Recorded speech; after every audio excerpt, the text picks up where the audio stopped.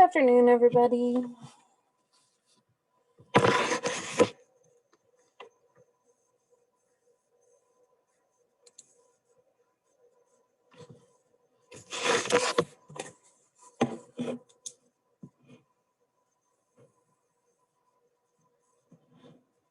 We are super short on people, which is, I mean, we don't have an assignment today, but we'll give it a minute or three and see if anybody else comes.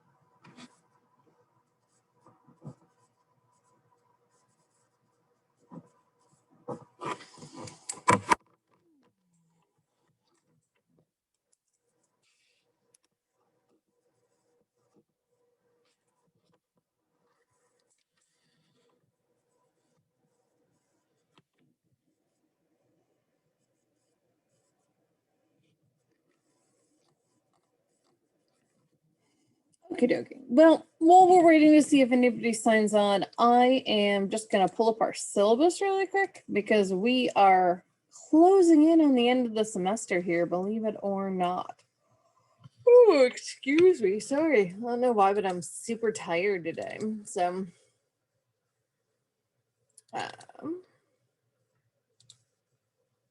open up the syllabus and I'll screen share it just so we can all be on the same page for everything that's coming due at the end of the semester here. So,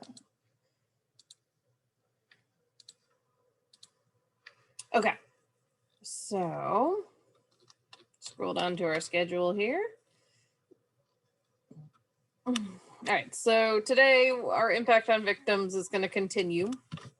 And then we'll probably start the traditional and non-traditional prosecutions lecture.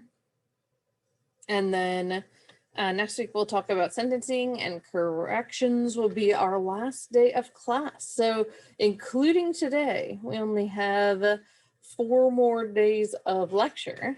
And then just a reminder, our presentations are scheduled for Tuesday, May 4th at 11:30 a.m. So between now and then, well, if you're behind on any of the other stuff, make sure that you turn it in, the interview paper, even these earlier assignments, you can feel free to turn in. The midterm, if you never turned it in, get those in. But then on Tuesday, in theory, your service learning paper is due. I fully recognize some of you are like just getting your hours because it's been so complicated this semester. So again, I will accept that. In theory, I could even take stuff on the 4th. I would prefer to have as much in as possible on the 27th, so that when you all present on the 4th, I can just get your grades in right after. And then you know what your grade is. For those of you who are graduating, you're like, whoo, right? And you go from there. So remember, for the presentation, it's like 5-ish minutes and you're just talking about what's in your paper. And the paper format is essentially you talk about your site and how it relates to what we talked about in class. So, I haven't come up with an order. We might even just go alphabetically that day by first name, because that's the way Zoom shows it, and that's fine.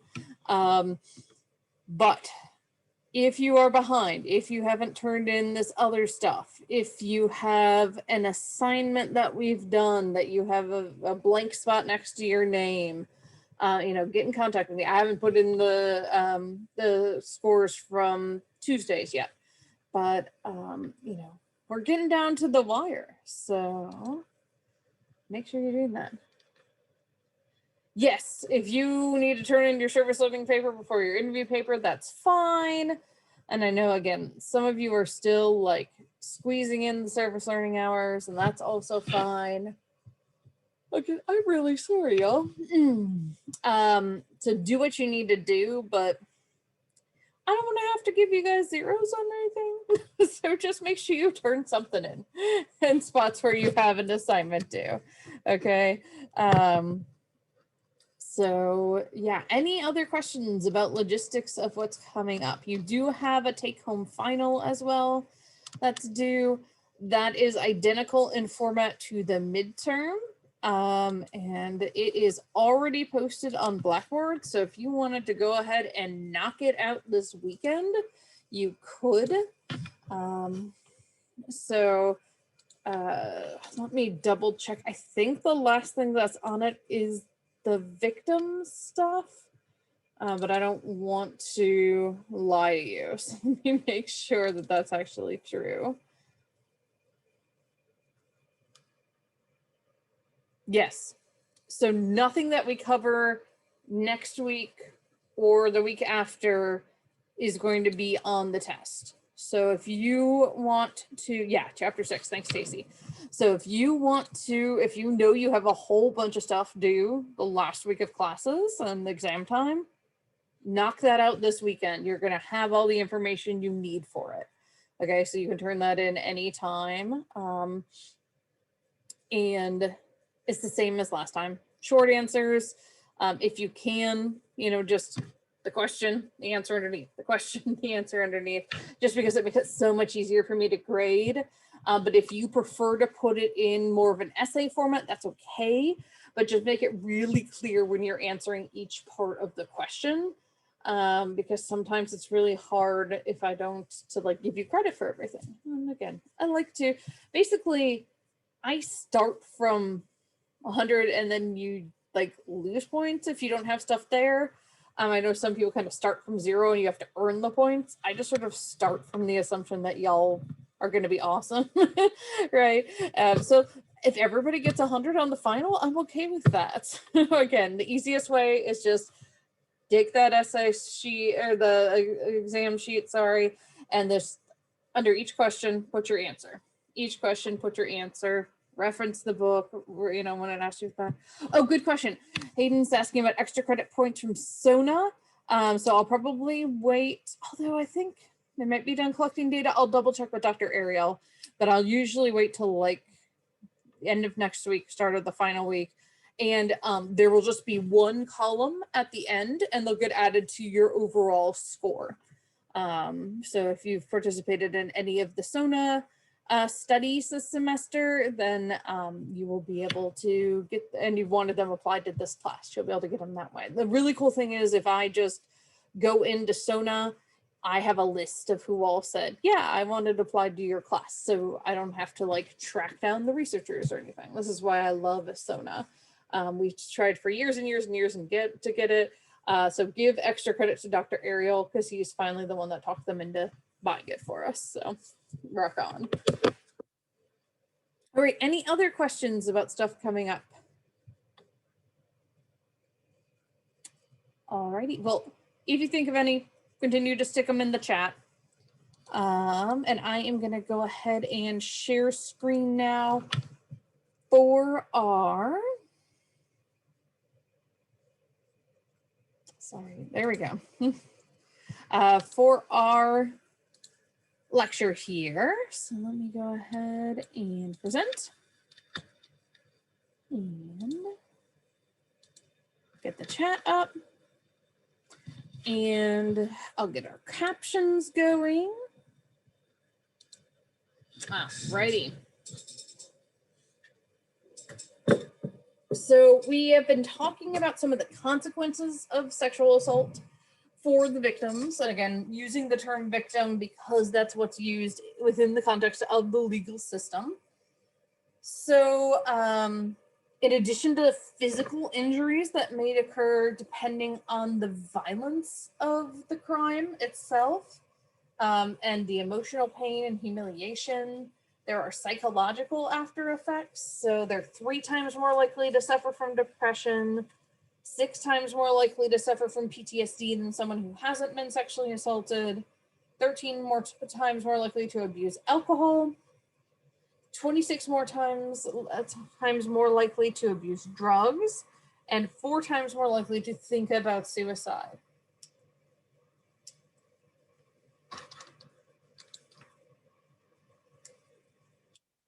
Hey, there we go. Some of the long-term consequences are also concerning. Fear and anxiety have been found to be significantly higher in the victim population, and findings also indicated that rape victims were significantly more depressed than those who had not been assaulted. Here you can see some of the physical health consequences. So 40% develop STIs as a result of their rapes. Typically, sexual assaulter, the perpetrator, there we go, is not going to take the time to put on a condom, right? 80% suffer chronic physical or psychological problems over time, and pelvic pain is a really common one. They're 13 times more likely than people who are not rape survivors to attempt suicide. They're 6 times more likely to attempt suicide even than victims of other crimes. And up to half of them seek out mental health treatment. I would say probably more of them need it, but don't necessarily seek it out right away. All right, so tying this back into the legal system, what are some ways we can do this here? What has the law said? So beginning in the 1970s, legislation began to undergo review and revision. So like using the term sexual assault instead of rape was something that started in the 70s, reflecting the view that this crime primarily involves the expression of violence. So we talked about the power differential and the violence parts of it. The basic definition of sexual assault is non-consenting sexual contact. So it can include intercourse, but it doesn't have to. And it's obtained by using force or coercion against the victim.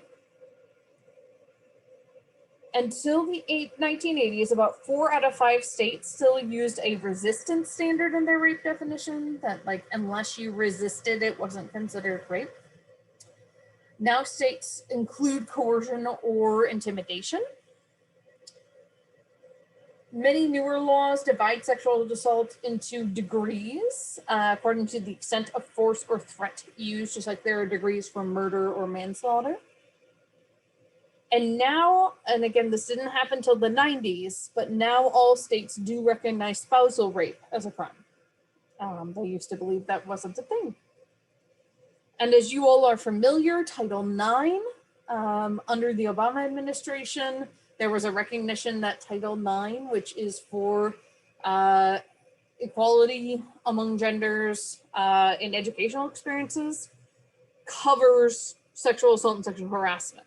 So they basically said, look, if that person has been sexually assaulted, is being sexually harassed, and their education is suffering as a result, which as we saw does happen, right? Then they're not having equal access to education. And so they wrote this Dear Colleague letter back then that sort of outlined for colleges and universities what they were expected to do. Wesleyan was already doing a lot of it, we just had to tweak it.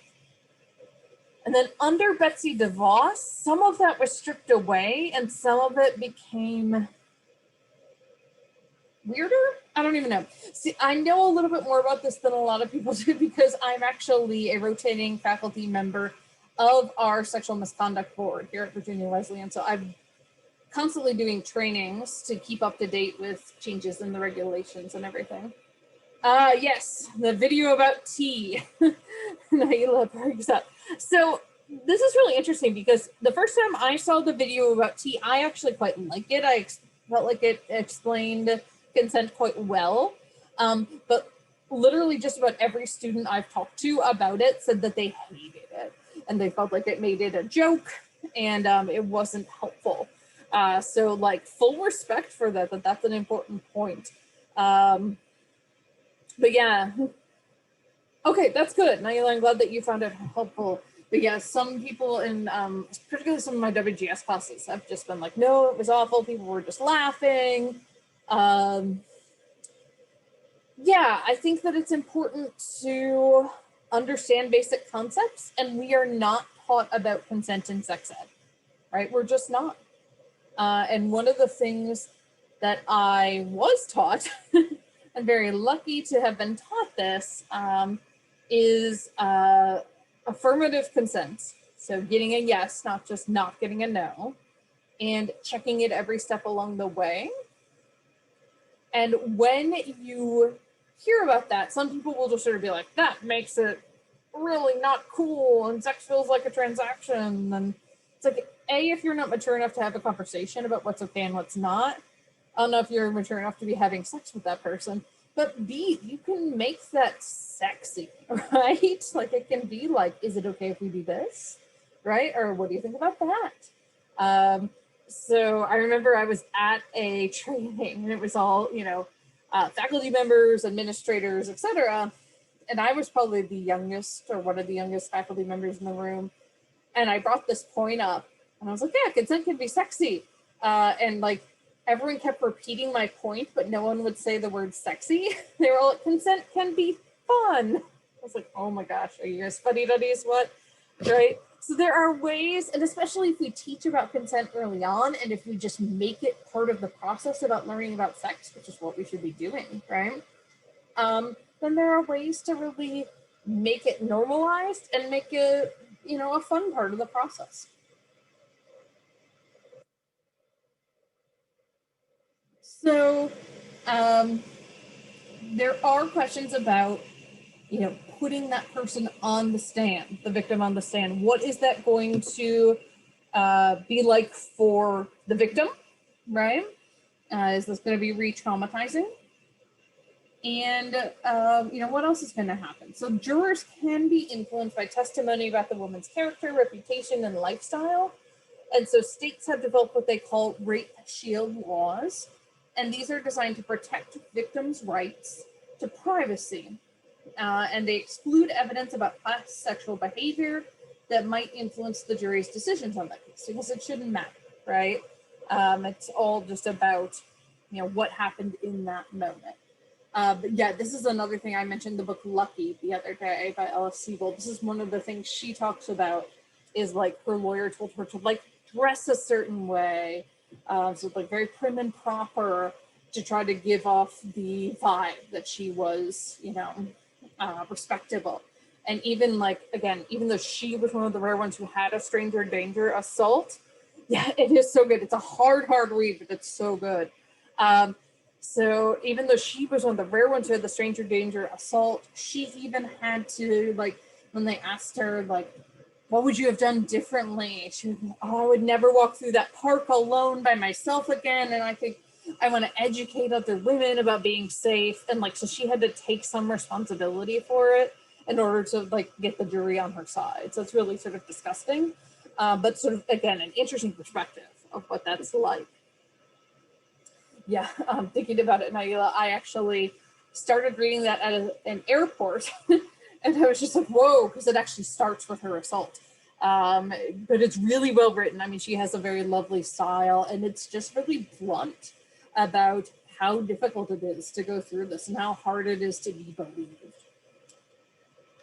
All right, so one of the things that I have added to these slides is something that I looked into, because when we still had first year experience and we still chose a book, I want to say like 5 or 6 years ago, we used Roxane Gay's Bad Feminist, and she alludes to her gang rape as an adolescent in there, and also just talks about, you know, women being victims in general.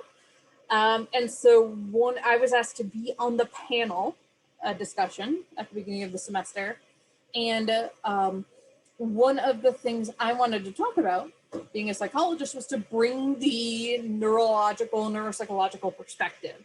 So that's what these next few slides are. So these bubbles on the screen are really common things that you hear,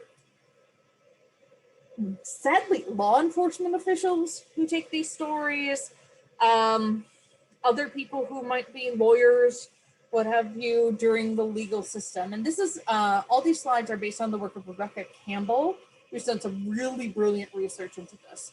So they'll be like, oh, they're making it up, they're lying, there's no way it's true, they wouldn't act like that, they can't get their story straight.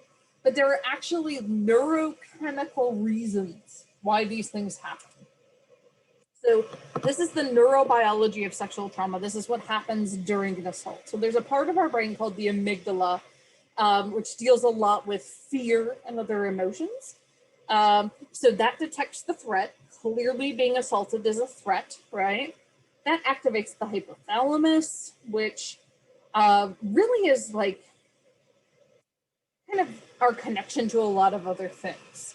It can connect to our other glands and secretions of hormones throughout our body, but it's also a big part of what's called the HPA axis, and that's the hypothalamic pituitary adrenal axis. You guys don't need to know that in that much detail, but this is a big pathway that has a lot of implications in anxiety in particular, but also depression.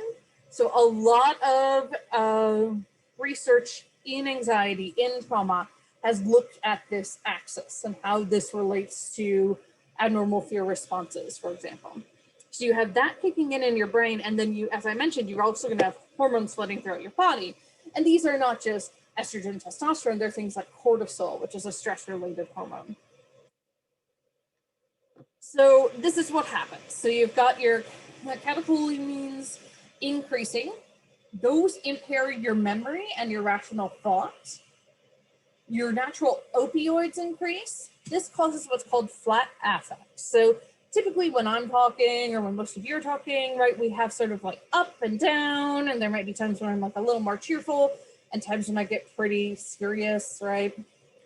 Flat affect, it would be, I'm really bad at it because I'm so animated, but let me try again. Would be like you just talk like this the whole time and you're not showing any emotion and everything's just really straightforward, okay? And then there's corticosteroids, and those decrease. Those reduce your energy available. They're gonna impair immune functioning.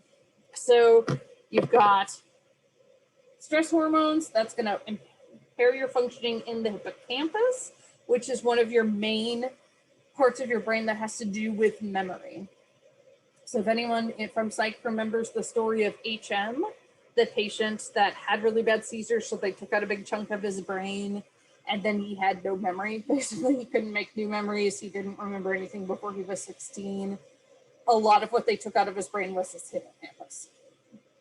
So that leads to your memories being fragmented. So memory activation can be unpredictable and traumatic. The events of the assault can be recalled accurately, but it takes a lot more effort.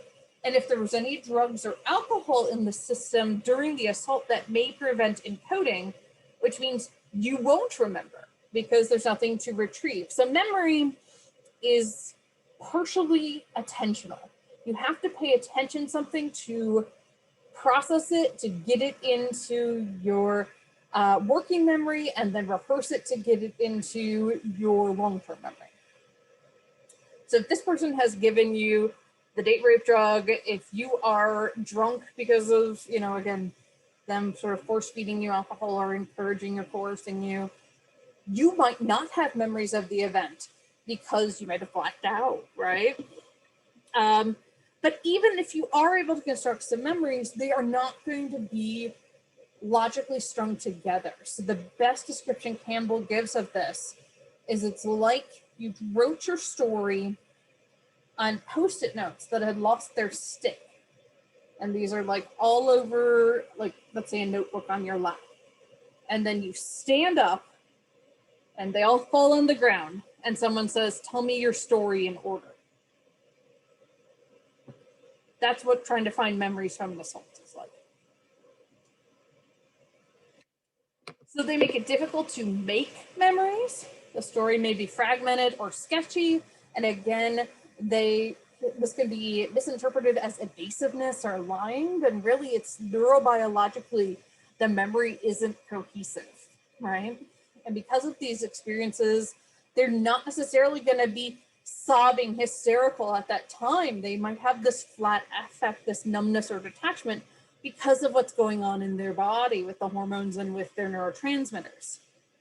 Their memory is accurate as long as alcohol or drugs haven't interfered with their ability to encode it. It will just take longer than expected for them to put it together.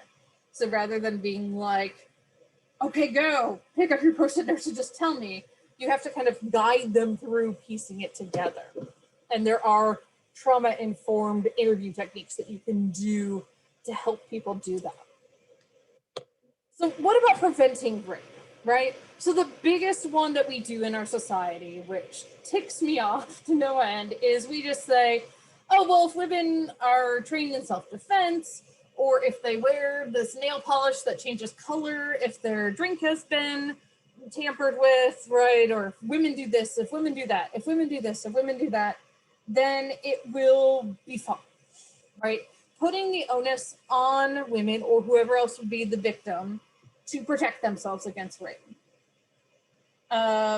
So there is some evidence to back this.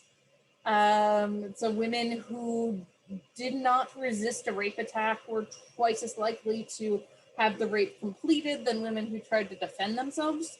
But part of that neurobiological process we just talked about is the freeze response. So when you're in a feared situation, we think of just fight or flight.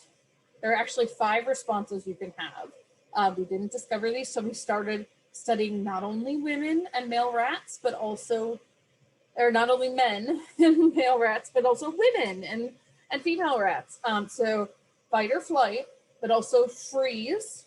The freeze response is what happens to a lot of people who are assaulted. You're so scared you feel like you can't move. This is literally deer in headlights is the same natural response. And then there's tend, taking care of someone more vulnerable than you, which might happen if there's, another friend or a child around, right? And there's befriend, which is going to others in your social network for support. So again, as you can kind of hear, I don't think this is the best way. Again, it puts a lot of onus on people who are assaulted as the gatekeepers of that. Whereas again, I feel like we would never do that to like someone who was murdered. Well, they shouldn't have had, their life in front of that person. They just couldn't help themselves, right? So I think that's a really important point to keep in mind. Not to say that some of that doesn't come into play in certainly the racialized killings we've seen lately. You can tell the difference between a taser and a gun, putting that out there to the universe. But certainly in general, we don't tend to do that, right?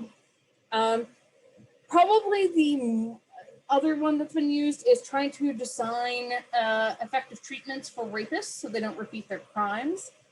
To me, this is too late, right? I feel like we need to take 20 steps back and prevent rape. And so, what I was talking about earlier with consent is a big thing. Comprehensive sex education, teaching people who would potentially be perpetrators, well, we don't know who that is, so teaching everyone to respect what other people say, to respect other people's bodily integrity, things along those lines, right? Alrighty, so the next thing we're going to talk about is battered spouses and domestic violence. So there are a lot of different terms for this, and it's fluctuated throughout the years. You'll hear domestic violence, family violence, battered spouses, battered women. And a lot of similarities go on here in terms of victim blaming, in terms of, again, it tending to be majority women who suffer. Certainly it can go both directions. And yeah, I mean, the blame, right? So if we're thinking about a couple years back that I had to start a hashtag why I stayed or why she stayed, right? People were like, why don't people just leave abusive relationships? Again, putting the onus on the victim rather than like, why don't you just not abuse somebody, right? And a lot of times that person is not only physically abusing them, but also financially. So they don't have access to money. They're not allowed to work. They're isolated. They have emotional abuse. They don't have a social network because they've been isolated. You know, a lot of times your abuser is going to threaten your kids, going to threaten your dog.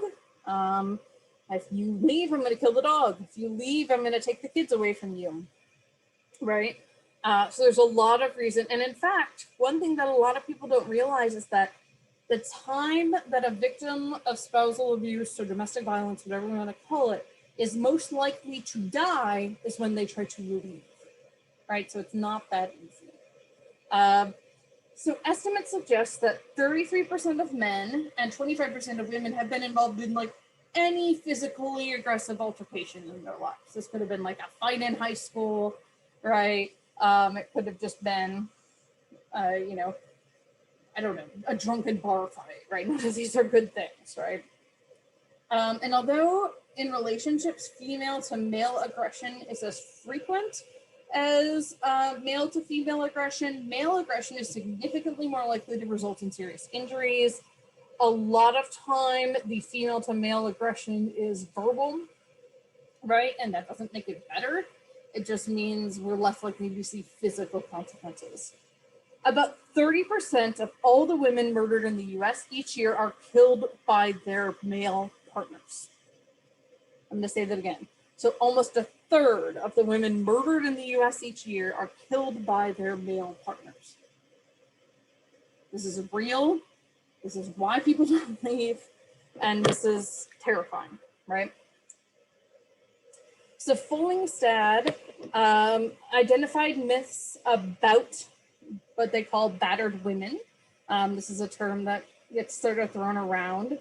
And the reason I don't like that term is because it implies, again, that there's something wrong with the woman, that she's somehow soliciting the abuse, right? So the myth that battered women are masochists, they want this abuse. No, right? That they are provoking the assaults inflicted on them. Most of the time, they're not doing anything, right? They get the treatment they deserve for not being dutiful wives. They're free to leave these violent relationships anytime they want to. Again, we just talked about nothing but. Violence among intimate partners is not common. It unfortunately is.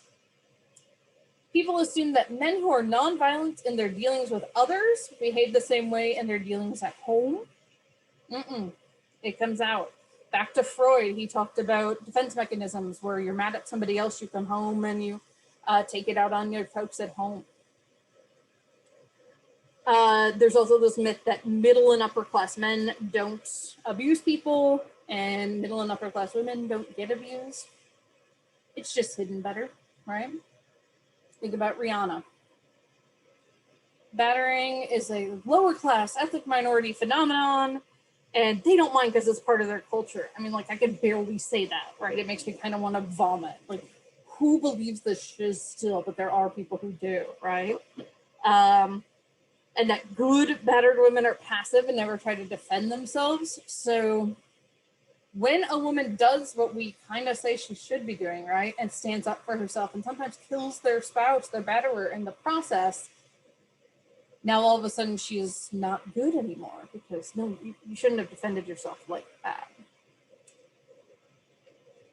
So what are the causes of abuse? Why does this happen? So people who are perpetrators are more likely to be unemployed, less well educated.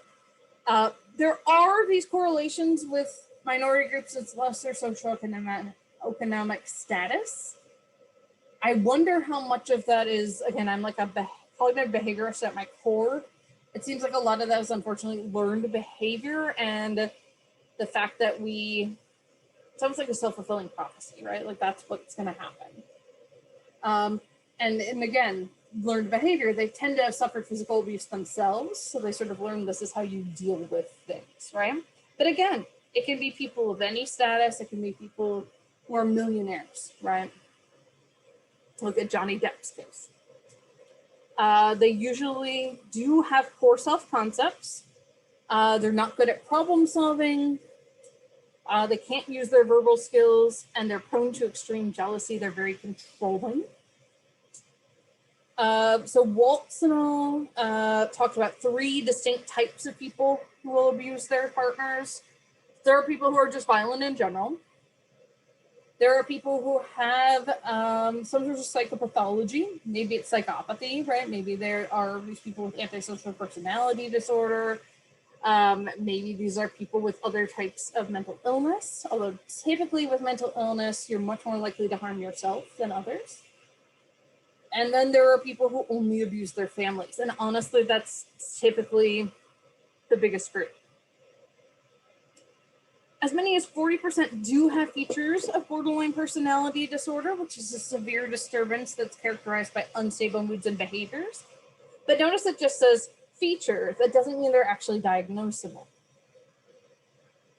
And these groups were distinguished by the degree of violence within the relationship and the degree of violence reported, as well as by personality characteristics. So one of the things when I took the equivalent of this class at the graduate level that I did a lot of looking into was battered woman syndrome.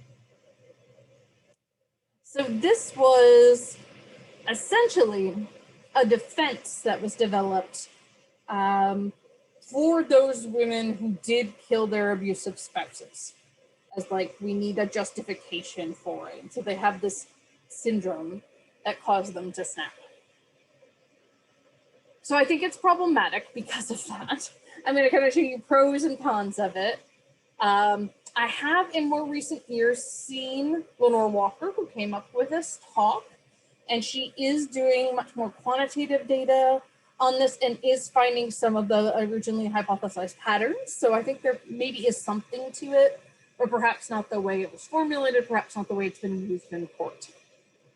So about 1.3 million women are beaten by their significant others each year in the US. And about a quarter of women will be abused at some point in their lives in a relationship.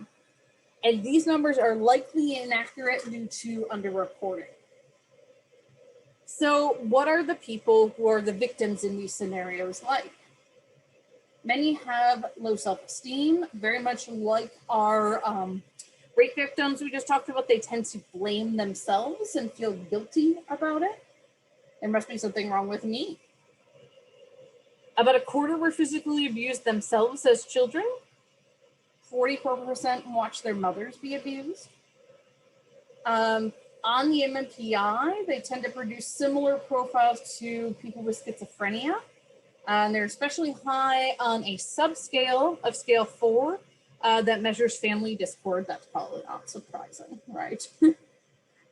Many suffer from depression or PTSD as a result of their abuse. The abuse is psychological and sexual, as well as physical, and as I mentioned before, also emotional, financial, right? They come from all walks of life, and they're not masochistic or passive. I mean, not shockingly to anyone in this class, I think, right?